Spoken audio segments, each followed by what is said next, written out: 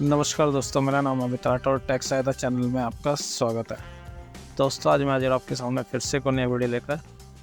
आज की इस वीडियो में हम बात करने वाले हैं नो कॉस्ट ईएमआई के बारे में। जी हाँ दोस्तों, जैसा कि आप सभी जानते हैं, नो कॉस्ट ईएमआई का मतलब होता है कि अगर आप कोई भी एक प्रोडक्ट खरीदते हो और जो आपको बिना इंटरेस्ट के आपको ईएमआई पर मिल जाता है, उसे हम बोलते हैं नो कॉस्ट ईएमआई।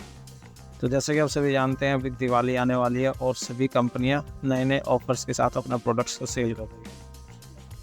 तो नो कॉस्ट ईएमआई किस हद तक सही है और किस हद तक सही नहीं है, ये सब जानने के लिए इस वीडियो को अंत तक जरूर देखिएगा। वीडियो शुरू करने से पहले मैं चाहूँगा कि अगर आपने अभी तक हमारे चैनल को सब्सक्राइब नहीं किया तो हमारे चैनल को सब्सक्राइब कीजिए। वीडियो अच्छी लगे तो इसे एक लाइक कीजिए और अपने दोस्तों के साथ शेयर कीजिए। चलिए दोस्तों, शुरू करते हैं आज के वीडियो।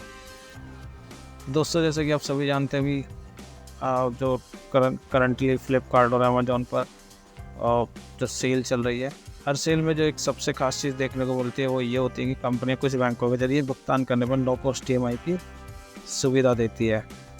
अमेजोन, फ्लिपकार्ट से लेकर मिंत्रा और मीशो जैसे तमाम ऑनलाइन शॉपिंग प्लेटफॉर्म्स और सेल शुरू हो चुकी है। हर सेल में जो एक सबसे खास चीज़ देखने को मिलती है वो ये होती है कि कंपनियां कुछ बैंकों के जरिए भुगतान करने पर नो कॉस्ट ईएमआई की सुविधा देती है। ये सुविधा भी कुछ खास अवधि के लिए ही मिलती है, जो 3 महीने से लेकर 12 महीने तक हो सकती है। यहाँ एक बड़ा सवाल ये उठता है कि आखिर ये बैंक बिना कोई ब्याज लिए आपको लोन कैसे दे रहे हैं, या यूँ कहिए कि बिना किसी ब्याज के बैंक आपको ईएमआई पर प्रोडक्ट खरीदने की सुविधा क्यों दे रहे हैं। क्या ये कोई हिडन चार्ज ले रहे हैं या मामला कुछ हो रहा है? आइए समझते हैं नो कॉस्ट ईएमआई को। इस बारे में रिजर्व बैंक ऑफ इंडिया का नियम कहता है कि कोई भी लोन कभी फ्री नहीं होता। वर्ष 2013 में एक सर्कुलेशन में आरबीआई ने कहा था कि 0% इंटरेस्ट वाली कोई चीज़ नहीं होती। क्रेडिट कार्ड आउटस्टैंडिंग्स पर 0% ईएमआई स्कीम में ब्याज की रकम की वसूली अक्सर प्रोसेसिंग फीस के रूप में कर ली जाती है। ठीक इसी तरह से बैंक अपने लोन का ब्याज भी उस सामान की कीमत में शामिल करके वसूल लेते हैं, या फिर वह ब्याज सामान बेचने वाली कंपनी जैसे अमेजन, फ्लिपकार्ट को चुकाना होता है। यानी आरबीआई का सर्कुलर कहता है कि लोन के मामले में फ्री लंच जैसा कुछ भी नहीं है। जानिए किस तरीके से वसूला जाता है पैसा। नो कॉस्ट ईएमआई के दौरान आपको कोई ऑफर देने से पहले कंपनियां पहले इस सामान की कीमत काफ़ी बढ़ाकर दिखाती है। भले ही आपको लगे कि आपको बहुत तगड़ा डिस्काउंट मिल रहा है और साथ ही आपको नो कॉस्ट ईएमआई भी मिल रही है, लेकिन असल में उस प्रोडक्ट की मार्जिन में कंपनी ये सब पहले ही जोड़ चुकी होती है। यानी अगर आप नो कॉस्ट ईएमआई ले या ना ले, कंपनी को तो फ़ायदा ही होगा। हाँ, ये फ़ायदा थोड़ा कम ज़्यादा हो सकता है। अगर आपने कभी कोई प्रोडक्ट नो कॉस्ट ईएमआई पर ख़रीदा होगा तो देखा होगा कि आपको हर ईएमआई पर कुछ ब्याज चुकाना पड़ता है। तो क्या सेल में आपको धोखा देकर सामान बेच देगा? नहीं। दरअसल आप नो कॉस्ट ईएमआई पर कोई प्रोडक्ट लेते हैं तो आपने जिस अवधि की नो कॉस्ट ईएमआई बनवाई होती है, कंपनी की तरफ से उस अवधि के लिए ब्याज जितना डिस्काउंट आपको दे दिया जाता है, यही पैसे बाद में बैंक को चुकाते हैं। तो आपको क्या होता है नुकसान? नो कॉस्ट ईएमआई में कई बार आपसे कुछ प्रोसेसिंग फ़ीस चार्ज की जाती है, जिसे अधिकतर लोग अनदेखा कर देते हैं।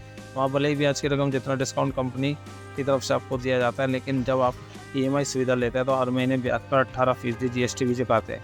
यही आपका नुकसान होता है, हालांकि ये बहुत ही मामूली होता है। नो कॉस्ट ईएमआई से फ़ायदा होता है या नुकसान? बहुत से लोगों को ऊपर लिखी सारी बातें पढ़ जानकर लग रहा होगा कि नो कॉस्ट ईएमआई से तो नुकसान होता है। हालांकि ऐसा नहीं है। अगर आप उस प्रोडक्ट को एक बार पैसे देकर लेंगे तो आपका सारा पैसा एक साथ चुकाना होगा, जबकि नो कॉस्ट ईएमआई में सिर्फ एक छोटा सा हिस्सा देना होगा और बाकी पैसों पर आप अगले कुछ दिनों तक ब्याज कमा सकते हैं। यह ब्याज आपकी तरफ से चुकाई जा रही जीएसटी से कहीं ज़्यादा होगा। हालांकि अगर आप प्रोसेसिंग फ़ीस भी लग रही है तो आपको इससे नुकसान हो सकता है। तो नो कॉस्ट ईएमआई पर सामान लेते वक्त ज़रूर देखें कि बैंक की तरफ से प्रोसेसिंग फ़ीस लग रही है या नहीं, और अगर लग रही है तो कितनी, उसकी जो कंपैरिजन अपनी नो कॉस्ट ईएमआई से ज़रूर करें। ध्यान रहे कि सेल में बहुत ज़्यादा ईएमआई ना बनवाए, वरना आपको धीरे धीरे पता चलेगा कि हर महीने आपकी कमाई का एक बड़ा हिस्सा कट जाता है। हो सकता है धीरे धीरे आप कर्ज के बोझ तले दब जाए। तो उम्मीद करता हूँ आपको ये वीडियो पसंद आएगा। वीडियो पसंद आया तो इसे लाइक कीजिए, हमारे चैनल को सब्सक्राइब कीजिए। मिलते हैं अगली वीडियो में एक नई इन्फॉर्मेशन के साथ। तब तक के लिए गुड बाय, जय हिंद।